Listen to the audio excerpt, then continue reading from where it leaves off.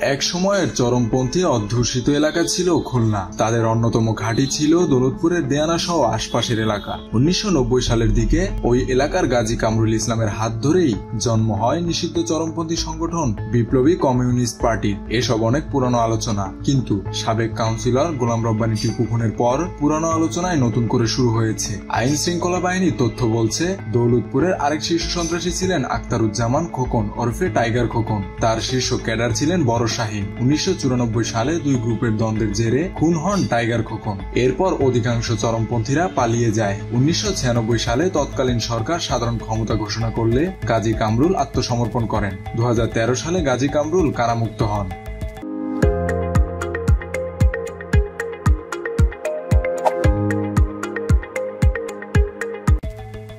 গত 5 আগস্ট আওয়ামী লীগ সরকার পতনের পর কারামুক্ত হন চরমপন্থী নেতা রিফুজি মঈন ও আসলাম ওরফে টেরা আসলাম। দীর্ঘদিন পালিয়ে থাকার পর এলাকায় ফিরেছিল শীর্ষ সন্ত্রাসী টাইগার খোকনের সহযোগী শাহীন ওরফে বড় শাহীন। তাদের সহযোগীরাও এলাকায় ফিরে রীতিমতো ত্রাস সৃষ্টি করেছিল। এসব নিয়ে পুরাতন চরমপন্থীদের একটি অংশের সঙ্গে দূরত্ব তৈরি হয় গোলাম রব্বানী টিপুর। হত্যাকাণ্ডের পর ওই অংশের দিকে আঙুল তুলছেন টিপুর পরিবার ও স্থানীয়রা। তবে তাদের নাম নিতে ভয় পাচ্ছেন তারা। দেয়ানার মানুষের অভিযোগের তীরও গাজী কামরুল সহ ফিরে আসা পুরানো চরমপন্থী নেতাদের দিকে, কিন্তু তারাও কেউ নাম উচ্চারণ করার সাহস দেখাননি। একই ধরনের আতঙ্ক দেখা গেছে বিএনপি ও জামায়াত নেতাদের মাঝে।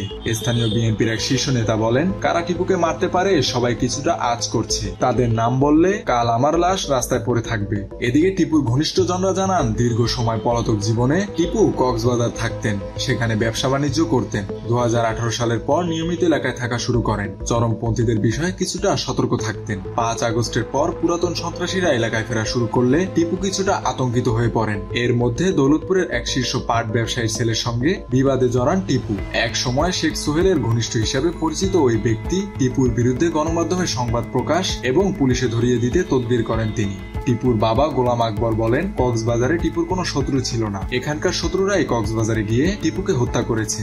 নগরীর দৌলতপুর থানার ওসি মীর আতাহার আলী জানান, হত্যাকাণ্ডের বিষয়ে তারা খোঁজ খবর নিচ্ছেন, কিন্তু পুরাতন সন্ত্রাসীদের বিষয়ে তার কাছে কোনো তথ্য নেই। মেহেদী হাসান বাপ্পি, খুলনা গেজেট।